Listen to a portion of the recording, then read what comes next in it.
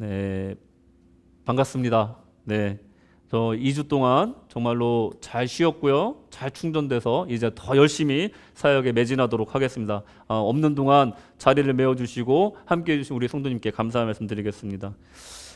제가 설교를 시작하면서 한 가지 질문을 하면서 시작하도록 하겠습니다. 여러분들, 하나님이 어디에 계시다고 생각하십니까? 하나님이 마음에 계시. 일부 때랑 똑같네요. 마음에 계십니다. 이렇게. 오늘 여기 계신 줄로 믿습니다. 아멘. 마음에도 계시고 여기에도 계십니다. 그런데 하나님을 만나겠다는 이 바람을 가진 사람은요, 그 바람을 이루기 위해서는요, 한 가지 깨달음이 필요해요. 그게 뭐냐면요, 하나님은 교회에 갇혀 있을 수가 없다라는 진리를 깨달아야 됩니다. 하나님은요, 예상하지 못하는 곳에, 그리고 예상하지 못하는 순간에 그때 우리를 만나 주신다는 겁니다. 제가 이야기 하나 해드릴게요. 어느 노 사관님께서 어떤 젊은 사람에게 질문을 받았습니다. 뭐라고 질문을 받냐면, 사관님, 지금까지 기도 응답을 몇 번이나 받으셨습니까? 이렇게 질문을 받은 거예요. 그랬더니 허허 웃으시면서, 내가 힘을 달라고 기도를 했을 때 하나님, 내가 강해질 수 있는 고난을 주셨다. 내가 힘을 달라고 했더니, 강해지게 해달라고 했더니 강해질 수 있는 고난을 주셨대요. 지혜를 달라고 기도했더니 해결해야 될 문제들을 주셨대요. 문제를 해결하면서 지혜로워지는 겁니다. 용기를 달라고 기도를 했더니 극복해야 될 위기를 주셨다는 거예요. 위기를 극복하면서 그 극복할 용기가 생겼다는 겁니다. 가정에 불화가 있어서 가정에 평화를 주십시오 하고 기도했더니 그 가정의 불화를 해결할 수 있는 기회를 주셨다는 거예요. 그리고 사랑을 달라고 기도했더니 내 주변에 나의 도움이 필요한 사람들을 한 명 한 명 보내줘서 그 사람들을 사랑할 수 있게끔 기회를 주셨다는 거예요. 얼마나 많이 응답을 받았냐고? 이 모든 기회가 하나님의 응답이었다. 그러므로 나는 모든 기도에 응답을 받았다. 이렇게 대답을 했다는 거예요. 하나님은 여러 가지 방법으로 우리에게 응답해 주십니다. 항상 우리의 기도를 들으시고요. 하나님을 만나고자 하는 자들에게 예배와 삶 속을 통해서, 깨달음을 통해서, 만남을 통해서 하나님을 만날 기회를 주신다는 거예요. 여러분, 오늘 이 자리가 하나님을 만나는 그런 기회의 시간이 되시기를 축원합니다. 아멘. 옆에 분과 인사하겠습니다. 당신을 뵈니 하나님 뵙는 것 같습니다 하고 인사하겠습니다. 네. 당신을 뵈니 예수님 뵙는 것 같습니다. 인사하겠습니다. 네. 네. 오늘은 주의 마음을 품은 믿음이라는 제목을 함께 은혜 나누시는데, 첫째로 마음을 아는 믿음이 주님의 마음을 품은 믿음이다라고 말할 수가 있습니다. 여러분, 우리 눈이 최대로 볼 수 있는 거리가 어느 정도 된다고 생각하세요? 얼마나 더 최대로 볼 수 있을까요? 몽고 사람이 눈이 굉장히 좋다라고 알려져 있잖아요. 시력이 얼마나 될까요? 여러분 알고 계신가요? 몽고 사람 시력 평균이 2.0에서 4.0이래요. 오, 엄청 좋지 않습니까? 지금은 좀 달라졌대요. 뭐 울란바토르 같은 도시화가 돼가지고 그 사람들도 도시에 살다 보니까 눈이 나빠지고 안경을 쓴대요. 근데 대부분의 사람들은 2.0에서 4.0 정도 된다고 합니다. 근데 이 사람들보다 눈이 더 좋은 사람들이 있어요. 누구냐면 에스키모. 알래스카 에스키모들이 눈이 엄청나게 좋답니다. 그 설원에서 저 멀리 있는 점같이 보이는 물개도 눈이 보인대요. 시력이 얼마나 되냐면 평균적으로 5에서 6 정도가 된답니다. 그러면 우리 한국 사람, 우리 대한민국 사람은 시력이 평균이 몇일까요? 저는 평균 이하입니다. 여기 안경을 썼기 때문에. 0.5에서 1.5까지가 평균이라는 거예요. 엄청 떨어지는 거죠. 그죠? 그러면 독수리는 몇일까요? 독수리는요 9.0입니다. 9.0. 저 높은 하늘에서 요만한 토끼를 보고 정확하게 사냥을 하는 거예요. 9.0이 된다는 거예요. 제가 왜 이 시력 얘기를 하냐면, 인간의 눈이요, 어떤 상을 봤을 때, 어떤 물체를 봤을 때 그 상이 우리 눈에 맺혔을 때 거꾸로 맺힌답니다. 카메라처럼. 근데 이거를 보정해가지고, 뇌에서 보정해가지고 잘 인식하게끔 이 순식간에 이 보정 작업이 뇌에서 일어난대요. 그러니까 원래는 거꾸로 본 거를 바로 보게끔 바꾸는 그 현상이 우리 뇌에서 매번 일어나고 있다는 거예요. 이렇게 어떤 면에서는 우리 머릿속에서는 왜곡된 어떤 물체를 보고 있다는 겁니다. 어떤 면에는 정확하지 않은 우리의 육안은 사람의 생각과 행동을 결정하는 가장 중요한 감각기관이기도 한데 어떻게 보면 굉장히 불안정한 정보라는 것입니다. 그런데 대부분의 사람들은요, 자신의 눈으로 본 것에 대해서 절대적인 신뢰가 있다는 거예요. 보는 것이 믿는 것이다, 이런 말도 있잖아요. 그러니까 자기가 본 것에 대해서는 절대적으로 신뢰를 한다는 거예요. 그런데 사실 중요하고 가치 있는 것들은요, 화려한 외형과 번쩍번쩍하는 불빛에 가려져서 보이지 않을 때가 굉장히 많다라는 거예요. 중요한 거는 잘 보이지 않는다는 겁니다. 주님의 진정한 뜻을 알기 위해서, 주님의 마음을 알기 위해서는요, 그 안에 있는 가치를 봐야 된다는 거예요. 우리의 육안으로 파악되지 않는 그런 영적인 부분을 봐야 된다는 겁니다. 진중한 기도와 오랜 소통이 주님과 되었을 때 주님의 마음을 조금이나마 알 수 있다는 겁니다. 주님과 오랫동안 소통하고 그 뜻에 따라 살아간 사람들의 간의 대화를 한번 보면요, 아주 영적인 대화를 하게 됩니다. 눈빛만 봐도 하나님이 그 사람을 통해서 행하실 일을 생각하면 흐뭇해지고 기대되게 된다는 거예요. 마음이 통한다는 거죠. 영이 통한다는 거예요. 사도신경의 말씀처럼 성도가 교통하는 것 같은 그런 느낌을 경험하게 된다는 겁니다. 같은 목표, 같은 주님을 믿고 있기 때문에 그래요. 반면에 분명 신앙생활을 오래 했다고 하는데 자꾸만 딴소리하는 사람을 만나게 됩니다. 종종. 하나님 나라가 주제가 아니라 내가 주어가 되는 사람이 굉장히 많다는 거예요. 내가 왕년에, 내가 요즘에, 내가 어제, 주어가 내가 되는 사람을 만날 수가 있다는 거예요. 근데 주님을 마음으로 아는 사람은요, 주님을 믿는 가치에 대해서 아는 사람은요, 주어가 주님이 될 줄을 믿습니다. 예수님의 제자들은요, 그런 사람들이었습니다. 예수님의 제자들은요, 주님을 가장 가까운 곳에서 동고동락하며 제자로서 훈련을 받고요, 또 실제로 귀신을 내어 쫓고 기적을 일으키고 또 병을 고치는 것을 본 것만이 아니라 본인들도 행했었던 사람들이라는 거예요. 직접 행했던 사람이라는 거예요. 그러니 당대의 그 누구보다 주님을 가장 잘 알고 있는 사람, 가장 잘 이해하고 있는 사람들이 제자라고 말할 수 있는 것입니다. 근데 이게 사실일까요? 성경의 곳곳에 보면은 긴가민가 고개가 갸우뚱대는 사건들이 많이 나타납니다. 오늘 본문에 또 그런 사건이 나타납니다. 오늘 본문 시작은 어떤 사건이 있은 후에 얼마 시간이 지났다라고 정확하게 기록이 되어 있습니다. 28절에 보시면요, 이 말씀을 하신 후 이런 사건이 일어났어요. 이런 말씀하셨어요. 중요한 말씀을 하셨어요. 그 다음에 8일쯤 되어서라고 딱 이제 날짜를 정한 겁니다. 예수께서 베드로와 요한과 야고보를 데리고 기도하시러 산에 올라가사.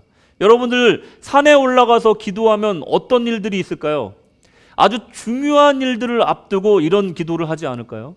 예수님도 아주 중요한 일을 앞두고 요한과 베드로와 야고보를 데리고 산에 올라가셔서 간절히 기도했다라고 이 오늘 본문이 시작이 됩니다.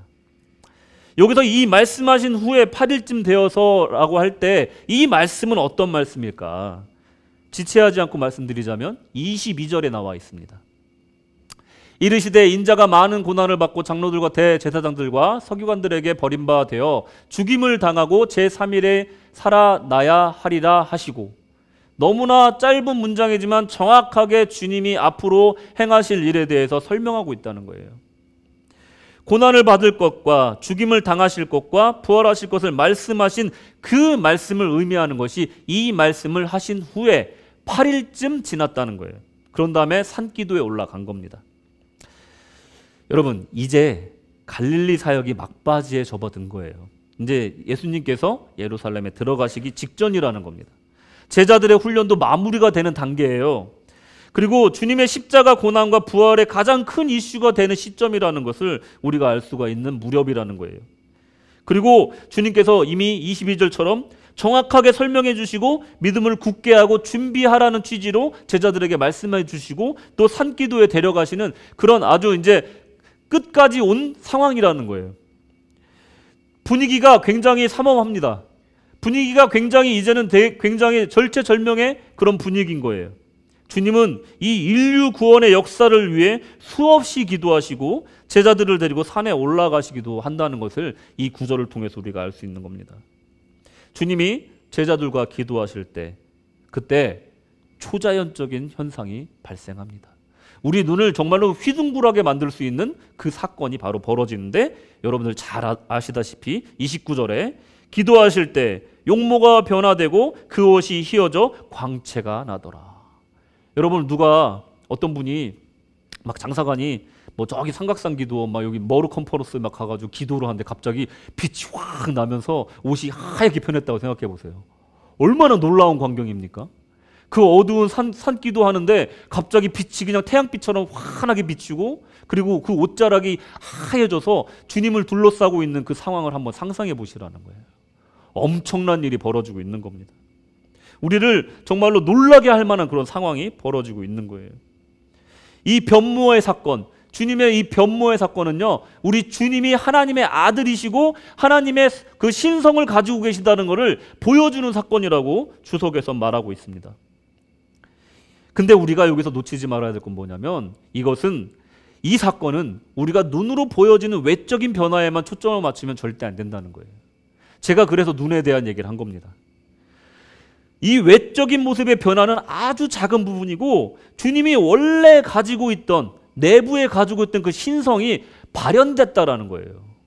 없는 거가 기도에서 생긴 것이 아니라 이미 하나님의 아들이시고 하나님이신 예수님의 그 신성이 이제서야 그냥 겉으로 드러날 뿐이지 원래 주님은 갖고 계셨던 신성이라는 것을 알아야 된다는 겁니다. 눈에 현혹되면 안 된다는 거예요. 기도했더니 변모했다가 아니라는 겁니다.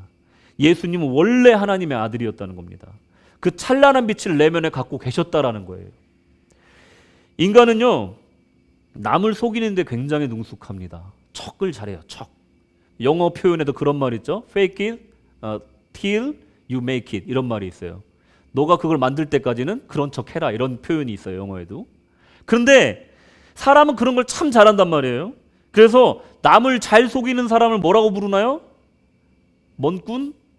사기꾼. 그죠? 남을 속이면 사기꾼. 그러면 자기까지 속이는 사람 뭐라고 할까요? 자기까지 속이는 사람. 남을 속이는 사람은 사기꾼, 자기까지 속이는 사람은 환자라고 부릅니다. 환자. 실제로 리플리 증후군이라는 병이 있어요. 자기 자신까지 속이는 사람을 리플리 증후군이라고 얘기를 합니다. 사기꾼의 최고봉. 자기까지 속일 수 있는 사기꾼. 그런데 생각해 보시자고요. 거룩한 척, 착한 척, 겸손한 척, 얼마든지 할 수 있다는 겁니다, 인간은. 실제로 그런 사람이 되는 것은 척해서 되는 것이 아니지만 척할 수 있다는 거예요. 주님을 따라 살아가고 말씀과 기도와 찬양으로 살아가고 이웃을 섬기고 나누는 삶을 오랫동안 살아야 비로소 주님의 옷자락만큼 따라 할까 말까 한 것이 우리의 인격이고 우리의 신앙인데, 우리는 척해서 주님을 따라할 수 있는 것이 아니라는 겁니다. 은사 좀 받았다고, 은혜 좀 받았다고 해서 나만 주님의 음성 듣는다고 착각하면 안 된다는 겁니다. 주님을 흉내는 낼 수 있어도 주님이 될 수는 없다는 겁니다. 여러분, 왜 그 잘 믿던 사람들이 이단 사슬에 빠집니까? 내가 예수다 하는 그 말에 속아서 넘어가는 거예요. 절대로 사람은 예수가 될 수 없음을 믿으시기 바랍니다. 아멘. 여러분, 흉내는 낼 수 있어도 예수는 될 수가 없는 거예요. 우리가 해야 될 일은요, 묵묵히 제자도를 행하며 주님을 따르는 삶을 사는 것밖에 없다는 겁니다. 우리 안에 없는 걸 자꾸 있는 척하면 안 된다는 거예요. 주님만이 할 수 있는 것을 자꾸 내가 할 수 있다라고 생각하면 안 된다는 거예요. 우리는 예수님의 그 장성한 분량을 따라갈 뿐이지 그 장성을 이룰 수는 없다는 겁니다. 천국에 가야지만이 그게 이루어진다는 거예요. 단지 묵묵하게 주님을 따라갈 뿐이라는 겁니다. 이걸 알아야지만이 우리가 겸손의 신앙으로 나아갈 수가 있다는 거예요. 주님의 모습이 변모하는 놀라운 사건이 벌어지고 또 제자들의 눈을 한 번 더 크게 뜨게 만드는 사건이 또 벌어지는데, 30절에 보시면요, 문득 두 사람이 예수와 함께 말하니 이는 모세와 엘리야라. 아니, 천국에나 있어야 될 사람들이 내려와서 예수님과, 그것도 찬란한 주님의 모습에 두세 선지자가 내려와서 대화를 나누고 있는 모습이 또 발견이 되는 거예요. 한 번 놀래고 두 번 놀라는 거예요. 눈을 정말 의심할 정도로 크게 뜨게 만드는 그런 사건이 연속적으로 벌어지고 있는 겁니다. 그러니 얼마나 그것에 정말 압도되었겠습니까? 변모하신 주님 앞에 천국에나 있어야 될 이 두 하나님의 위대한 선지자가 주님과 대화를 나누고 있는 겁니다. 모세와 엘리야. 이 엄청난 일이 벌어지고 있는 와중에 주님을 따라 산기도에 올라왔던 제자들은 무엇을 하고 있었을까? 기도하고 있었겠죠? 아닙니다. 여러분, 실망스럽게도 32절에 보시면 베드로와 함께 있는 자들이 뭐 했다고요? 깊이 졸다가. 아니, 누가 사도는 왜 이거를 이렇게 다이렉트한 표현을 써가면서까지 기록을 했을까요? 그냥 졸다가, 조금 졸다가 이렇게 했으면 좋았는데 왜 깊이 졸다가 하고 이렇게 강한 표현을 써서 기록을 남겼을까? 이것에 대해서는 제가 이후에 알려드리겠습니다. 이 사건이 일어나는 것을 졸다가 봤는데 온전히 깨어났다라고 얘기를 해요. 깜짝 놀라서 깨어난 겁니다. 베드로의 성격을 보여주죠. 졸 때도 깊이 졸고 놀랄 때도 온전히 깨는, 아주 화끈한 성격을 보여주는 거예요. 깜짝 놀라서 깬 겁니다. 그랬더니 예수님이 모세하고 엘리야하고 그 찬란한 모습으로 대화를 나누고 계신 거예요. 얼마나 놀랬겠습니까? 기도하다가 졸 수도 있습니다. 그런데 여기서 깊이 졸았다는 내용에 대해서 나중에 한번 살펴보고요. 예수님의 변모와 모세, 엘리야를 보고 깜짝 놀라 정신이 번쩍 났는데 이 베드로는 이 놀라운 광경을 통해서 굉장히 흥분하게 됐다는 것을 우리가 알 수가 있어요. 주님과 두 선지자가 나눈 대화에는 관심이 없고 베드로는 전혀 맞지 않는 제안을 이제 합니다. 주님과 이 모세와 엘리야가 나눈 대화에 대해서는 관심이 없고 엉뚱한 제안을 하게 되는 거예요. 33절 다 같이 읽겠습니다. 시작. 두 사람이 떠날 때에 베드로가 예수께 여짜오되 주여, 우리가 여기 있는 것이 좋사오니 우리가 초막셋을 짓되 하나는 주를 위하여, 하나는 모세를 위하여, 하나는 엘리야를 위하여 하사이다 하되 자기가 하는 말을 자기도 알지 못하더라. 자기가 하는 말이 뭔지를 모르고 얘기를 하는 거예요. 자기가 무슨 말을 하는지도 모르고 흥분해가지고 막 얘기를 하는데 뭐라고 얘기하냐면 여기가 좋사오니 이러고 있는 겁니다. 만약에 베드로가요 주님과 두 선지자가 나눈 대화에 대해서 알았다라면, 또한 주님이 이 산에 올라오기 8일쯤 전에 했던 그 얘기를 기억했더라면, 그것을 중요하게 생각하고 마음에 새겼더라면 이런 엉뚱한 제안을 하지 않았을 거라는 거예요. 하나님의 마음과 주님의 마음과 전혀 다른 얘기를 지금 하고 있는 겁니다. 전혀 하나님의 계획과는 배치되는 엉뚱한 제안을 하고 마는 거예요.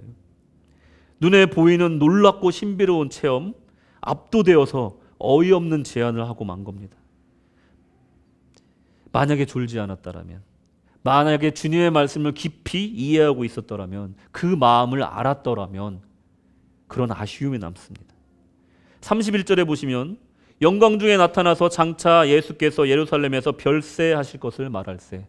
십자가에서 돌아가실 것에 대해서 지금 주님과 모세와 엘리야가 심각하게 대화를 나누고 있는데 갑자기 베드로가 여기가 좋사오니 초막을 지읍시다 이렇게 얘기하고 있는 겁니다.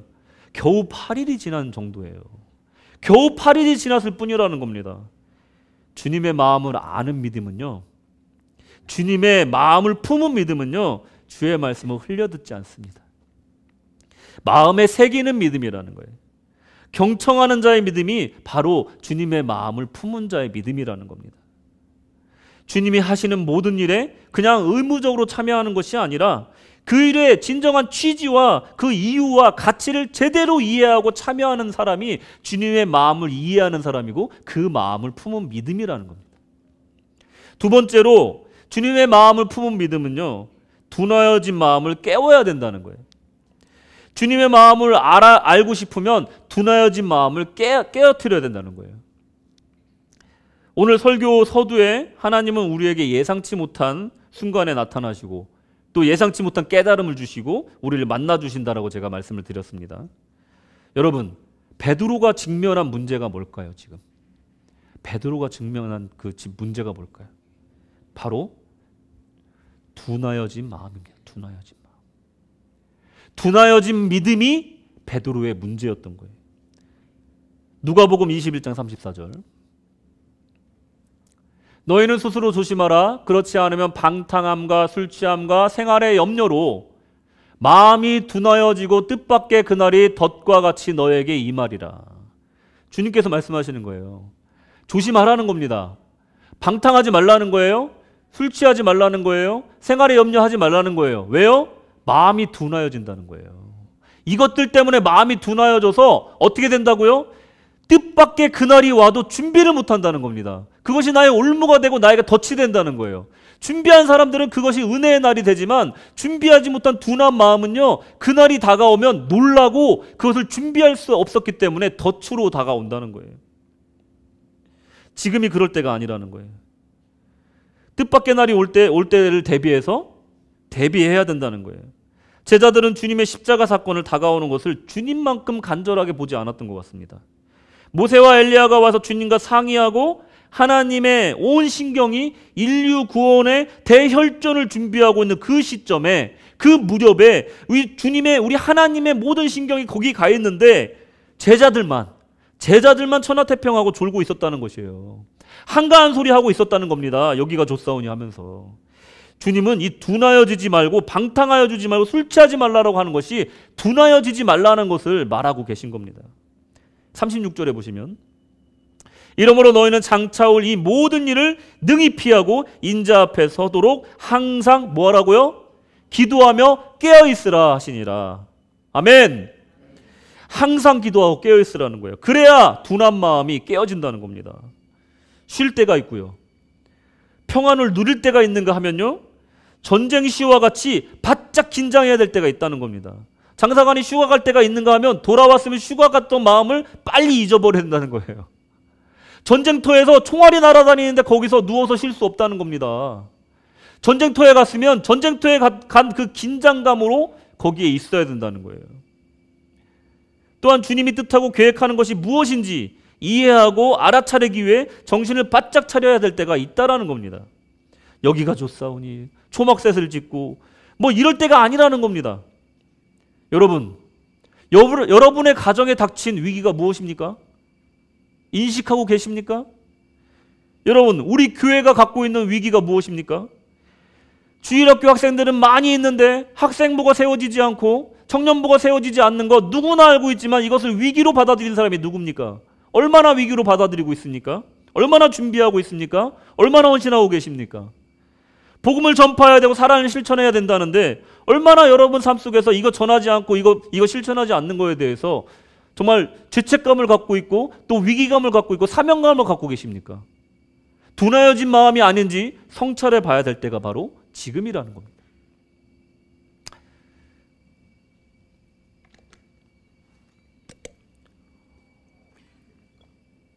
제가 지난 휴가 동안에 호주에서 대표적인 대형 교회에 방문을 해서 주일 예배를 드렸습니다. 뭐 얘기 안 해도 알만한 교회인데 뭐 잘 정돈된 교회와 멋진 현대식 교회 건물, 그리고 웅장한 음향 시스템이 조화된 아주 아름다운 교회였습니다. 예배를 드리는 모든 사람들의 얼굴이 밝아 보였고요. 그리고 교회당으로 들어가는 사람들의 얼굴이 평안해 보였습니다. 어떤 이들은 진지하게 찬양을 하고 눈물을 흘리기도 하고 또 말씀이 전파될 때는 정말로 심각한 표정으로 말씀을 잘 받고 있는 것을 보고 또 저 또한 예배의 은혜를 받고 예배를 잘 드리고 나왔습니다. 근데 예배 드릴 때 문제가 없었어요. 예배를 드리고 나서가 문제였습니다. 내 마음속에 어떤 미션이나 다짐이 올라오지가 않는 거예요. 어떤 헌신이나 부담감이 없어서 뭐 그냥 마음이 너무나 가벼운 거예요. 방문자로서 예배를 잘 드리다 갑니다. 이런 마음으로 예배를 드려서 그런가 봐요. 말씀과 찬양, 예배 순서 아무런 문제가 없었습니다. 하지만 마음속에 공허함을 숨길 수가 없더라고요. 그냥 마음이 텅 빈 느낌이 들더라고요. 예배 드리고 나니까. 이게 남의 교회 다니는 사람이 느끼는 공허감일까? 그런 생각이 들더라고요. 남의 교회 가서 느끼는 공허함, 그게 아닐까? 여러분들 어떻습니까? 오늘 예배 드리는 여러분들 마음 어떻습니까? 예배를 드리고 나면 거룩한 부담감이나 사명감이 차오르십니까? 아니면 남의 교회에서 예배 드리는 저의 마음과 비슷한 그런 감정이 일어나십니까? 아직도 구세군 시드니 한인교회가 내 교회가 아니다고 생각하는 분이 혹시라도 계십니까? 그 좋은 환경에서 세련되게 주일 예배를 드리고 혹시라도 아무런 참회의 마음이나 또는 헌신이나 아무런 사명감을 느끼지 못한다면 이런 거랑 마찬가지라는 거예요. 잘 들어보세요.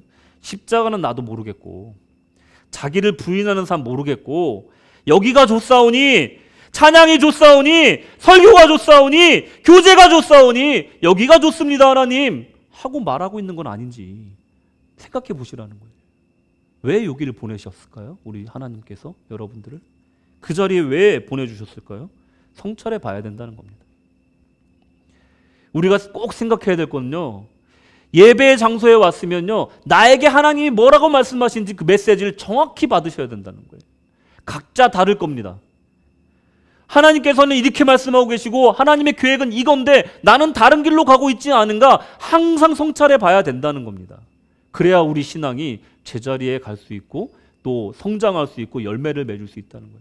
아직도 남의 교회 다니고 계시면 안 된다는 거예요. 메시지를 잘 받아야 된다는 취지에서 갑자기 진지한 얘기하다가 재밌는 얘기 하나 해드릴게요. 뭐냐면 얼굴 푸세요. 재밌는 얘기 할 거예요. 네, 너무 심각하게 보시면 어느 결혼식장에서 사회자가 사회를 보고 있었습니다. 근데 어느 사관님이 토요일이니까 주일 설교 준비도 해야 되고 바빠서 그냥 축사만 이렇게 그 사회자한테 전달을 했는가 봐요. 그리고 또 평소에 친한 신랑 신부니까 그냥 넘어가기가 힘들어서 그 축사를 보냈는가 봐요. 그런데 여러분 예식장이 좀 어둡잖아요. 또 그 사회자가 저처럼 이렇게 노안이 생겼나 봐요. 이렇게 보다가 원래 주신 말씀은 요한일서 4장 18절이에요. 보여주시겠어요? 다 같이 읽겠습니다. 시작. 사랑 안에 두려움이 없고 온전한 사랑이 두려움을 내쫓나니 두려움에는 형벌이 있음이라. 두려워하는 자는 사랑 안에서 온전히 이루지 못하였느니라. 얼마나 은혜스러운 말씀입니까? 결혼식에 딱 맞는 말씀이죠. 예, 결혼이 얼마나 무서운데요. 예, 사랑 없이 못합니다. 근데 이분이 잘 못 본 거예요. 이 요한일서를 요한복음으로 읽은 거예요. 뭐라고 요한복음 4장 18절이 뭔지 아십니까? 보여주시겠어요? 다 같이 읽겠습니다. 너에게 남편 다섯이 있었고 지금 있는 자도 내 남편이 아니니 내 말이 참돼도 돼. 결혼식장이 엉망진창이 됐습니다. 이쪽은 웃음바다가 됐고 부모님석에서는 아주 그 탄식의 소리가 나오기 시작했어요. 어찌 수습이 돼서 결혼식이 잘 맞춰졌대요. 너에게 남편이 다섯이 있었고 이 말을 듣고 깜짝 놀란 거예요. 여러분 메시지를 잘 받아야 되는 이유가 여기 있는 겁니다. 하나님은 지금 요한 1서를 말씀하시면서 사랑에 두려움이 없다라고 말씀하고 계신데 우리는 요한복음을 바라보면서 너에게 남편이 다섯 있었고 이러고 있을지도 모른다는 거예요. 설교를 잘 들어야 되는 이유가 거기 있다는 겁니다. 우리가 영성생활을 똑바로 해야 되는 이유가 바로 거기 있다는 거예요. 잘 들고 잘 분별해야 된다는 거예요. 여러분 이거 써먹으십시오. 예, 이게 빵빵 터지더라고요. 예, 효과 좋았습니다. 여러분 주님은 십자가와 구원을 이야기하고 계세요. 베드로는 여기가 좋사오니 하고 있는 겁니다. 나는 남의 교회 보듯이 우리 교회를 보고 있는데 교회에서는 장사관이 1년 내내 예배와 삶의 일치를 얘기하고 있어요. 근데 나는 남의 교회 보듯이 보고 있단 말이에요. 지금 주님과 소통이 제대로 되고 있는지 깊은 성찰이 필요하다는 겁니다. 교회에서 목양의 방향을 설정할 때, 목회의 방향을 설정할 때, 새로운 사역을 시작할 때, 또 개인적으로 교회를 옮기거나 선교단체에 가입할 때 등등 은혜 받고 주일 시작할 때 감정적으로 즉흥적으로 하면 안 된다는 것을 우리가 베드로를 통해서 배울 수가 있는 겁니다. 내가 은혜 받았어요. 막 놀라운 경험을 했어. 그러니까 뭐라도 해야 될 것 같아. 막 기도도 안 해보고 즉흥적으로 뭔가 일을 해야 될 것 같아서 했어. 그게 하나님의 뜻인지 아닌지에 대해서는 분명히 기도하고 성찰할 시간이 분명히 필요한데 일단 시작을 한 거예요. 안 되죠. 당연히 안 되죠. 여러분들이 은혜 받았다고 해서 너무 즉흥적으로 일을 시작하시면 안 된다는 겁니다. 하나님의 뜻이 어디 있는지, 주님이 무엇을 원하는지, 주님의 계획과 합당하게 맞는지 생각해 봐야 된다는 거예요. 주님이 알려주시기를 위해서 오랜 시간 묵묵히 기도하셔야 된다는 거예요. 여러분이 사업체를 시작할 때도 마찬가지입니다. 진로를 결정할 때도 마찬가지입니다. 직장을 구할 때도 마찬가지예요. 자녀들의 문제를 통해서 기도할 때도 마찬가지입니다. 베드로처럼 은혜 받았다고 해서 그냥 여기다가 조사오니 초막셋을 짓고 이러면 안 된다는 거예요. 하나님이 원하시는 방향이 무엇이냐, 그것에 대해서 진중하게 기도하는 시간을 꼭 갖고 시작하셔야 된다는 겁니다. 마지막 세 번째로, 오직 예수만 보이더라. 주님의 계획과 마음과 전혀 맞지 않는 베드로의 제안이 있은 후에 하늘에서 음성이 들립니다. 34절, 35절 다 같이 읽겠습니다. 시작. 이 말할 즈음에 구름이 와서 그들을 덮은지라 구름 속으로 들어갈 때 그들이 무서워하더니 구름 속에서 소리가 나서 이르되 이는 나의 아들고 택함을 받은 자니 너희는 그의 말을 들으라 하고. 아멘. 나의 아들고 택함을 받은 자, 이것은 주님이 그리스도이심 되심을 하나님께서 승인하시는 말씀이에요. 너희는 그의 말을 들으라, 이것은 하나님 아버지의 명령인 겁니다. 이 혼란스럽고 어처구니없는 상황을 단번에 정리하시는 거예요.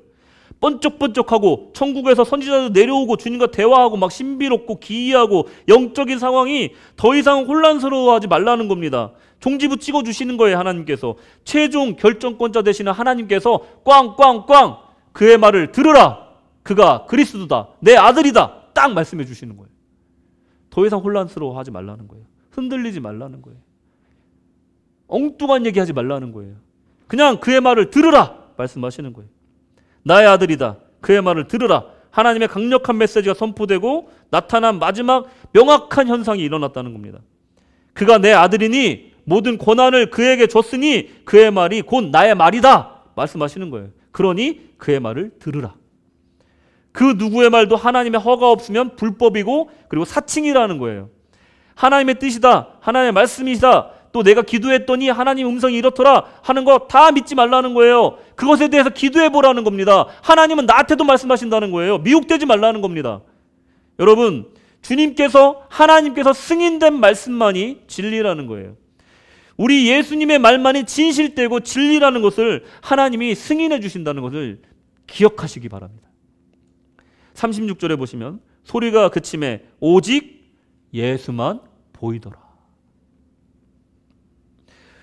모세도 안 보이고 엘리야도 보이지 않고 그 누구도 안 보이고 오직 예수만 보이더라. 요즘 유튜브를 보면요, 아주 유명한 사람들이 얘기를 하고 TV에 나와서 사람들이 얘기를 하면요 아주 일리가 있어 보이고 파워가 있어요.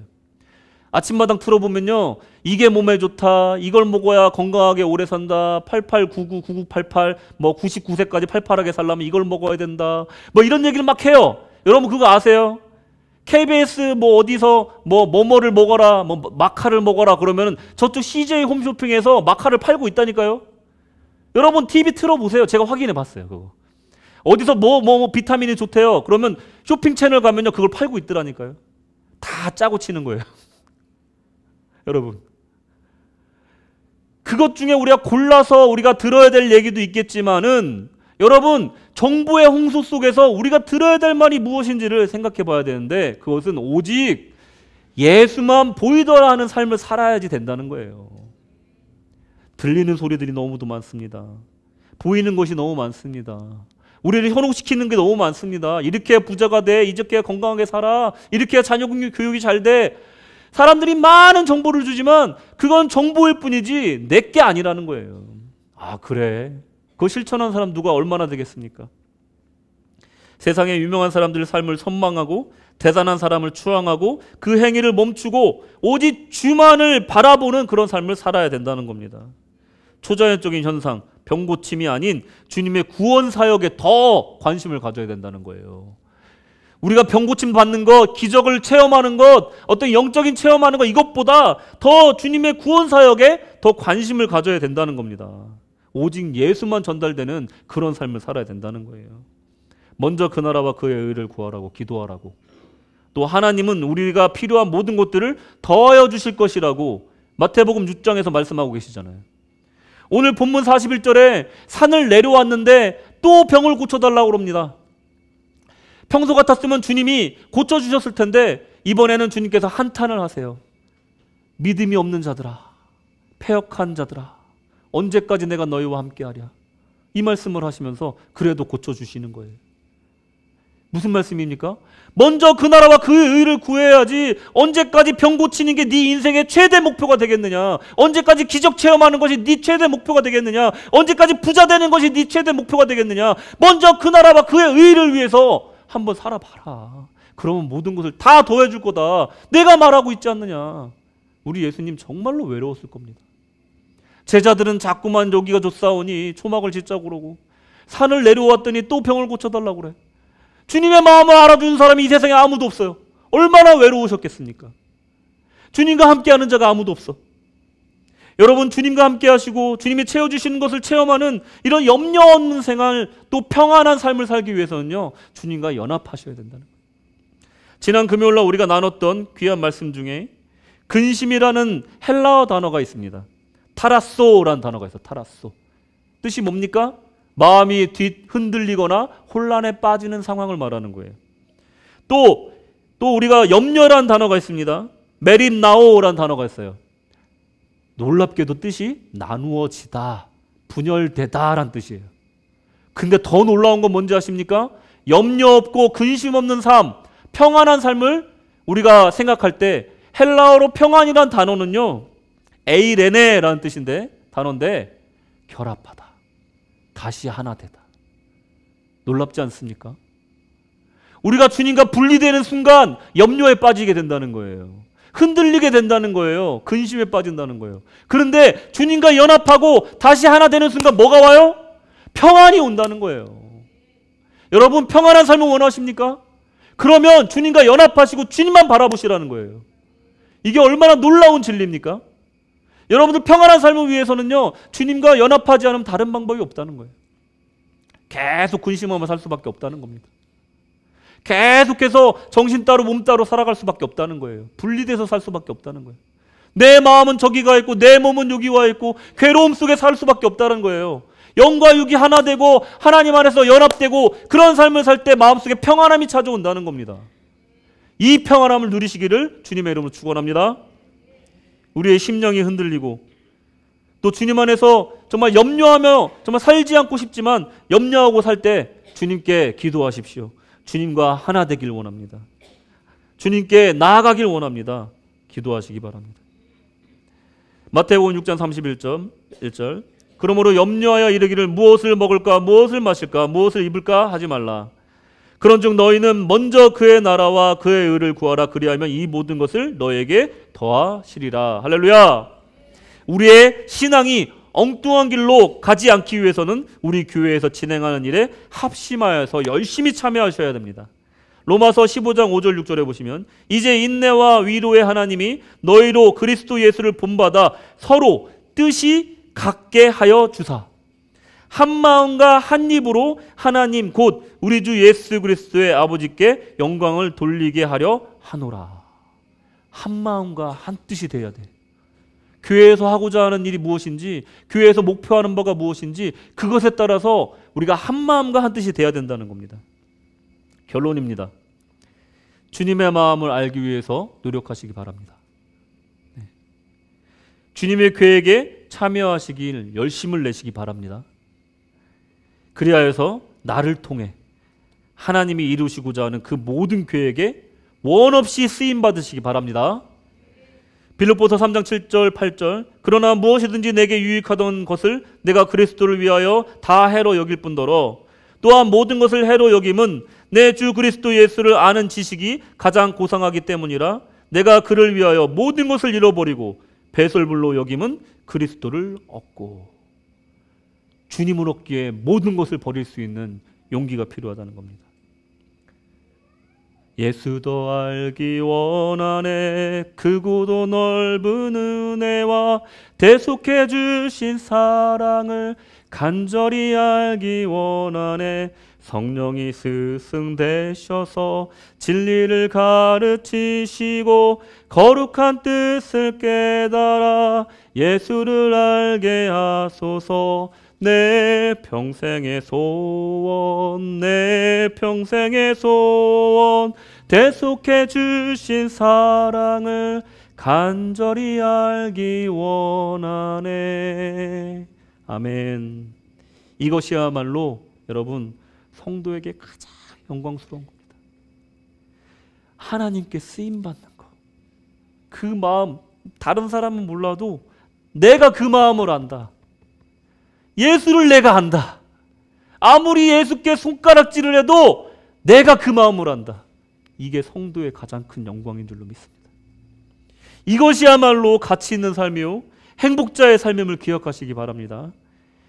주님의 마음을 품은 그 믿음을 오늘 소유하시기를 축원합니다. 기도하겠습니다. 하나님 아버지 감사합니다. 오늘 주님 안에서 주님의 마음을 제대로 알고 그 마음대로 따라가는, 그 마음을 제대로 알고 이해하여서 그 뜻대로 나아가는 삶으로 나아가게 하여 주시옵소서. 주께서 그 마음을 알게 하시고 성령을 통하여 인도하시길 원하오니 오늘 받은 귀한 말씀이 나의 삶 가운데 열매로 나타나게 하여 주시옵소서.